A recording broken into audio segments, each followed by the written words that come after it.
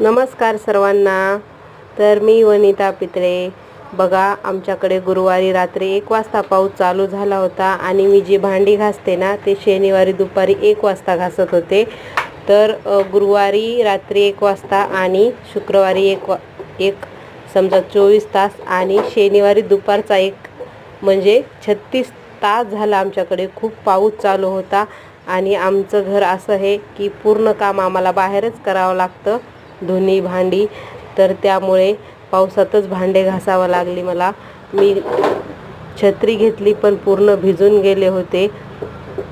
तर अशा प्रकारे आमचा शनिवारचा दिवस जात होता आणि पुन्हा खूप भिजल्यामुळं आम्हाला असं गरमागरम काहीतरी खावा वाटत होतं। मग आम्ही आणली होती मधुमक्का, ती मस्त तव्यावर गरम केली, शेकली आणि त्यामध्ये थोडीशी चटणी, मीठ आणि लिंबू पिळलं। बघा किती छान दिसते आणि मस्त खाल्ली। तर खायला आपल्याला जरी चूल चालू नसली तरी तव्यावर शेकून अशी मधुमक्का आपण खाऊ शकतो।